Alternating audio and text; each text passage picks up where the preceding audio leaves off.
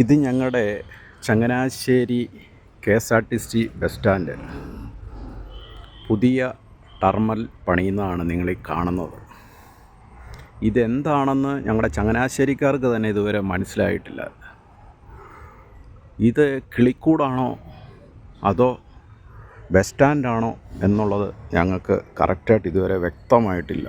എന്താണെന്ന് ചോദിച്ചാൽ ഇതതുപോലൊരു സംവിധാനം ഇവിടെ ആൾക്കാർക്ക് കയറി നിൽക്കാനാണോ എന്നുള്ളതും.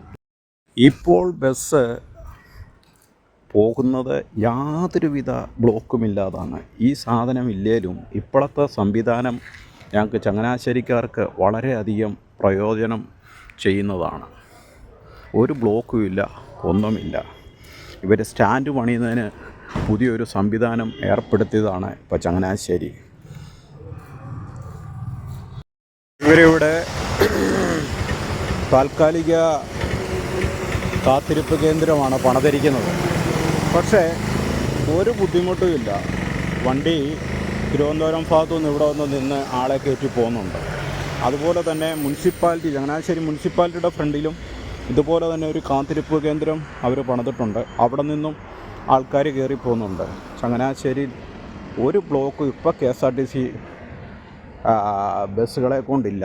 പക്ഷേ ഈ സ്റ്റാൻഡിൻ്റെ അകത്ത് മനുഷ്യൻ വണ്ടി കയറിക്കഴിഞ്ഞാൽ അങ്ങോട്ടും ഇങ്ങോട്ടും ഓട്ടമായിരുന്നു നേരത്തെ.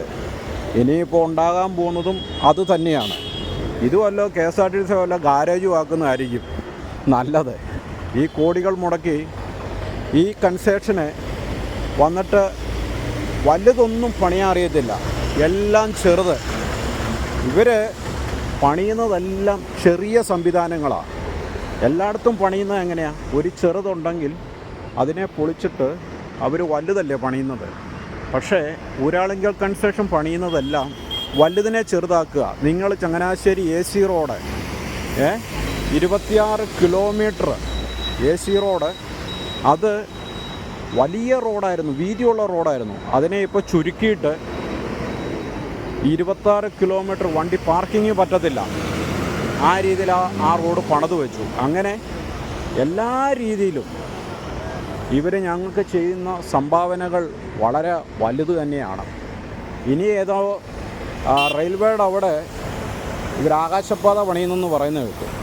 ഇപ്പം ന്യായമായ രീതിയിൽ ഒരു കുഴപ്പവുമില്ലാതെ നല്ല വീതി ആ വഴിക്കുണ്ട്. ഇനി ഇവർ ഫ്ലൈ ഓവർ പണിയുമ്പോൾ എങ്ങനെയായിരിക്കും എന്ന് ഞങ്ങൾക്കറിയേയില്ല. എല്ലാം ഞങ്ങളെ ചങ്ങനാശ്ശേരിക്കാരുടെ വിധി, അല്ലാതെ എന്തു പറയാനാണ്.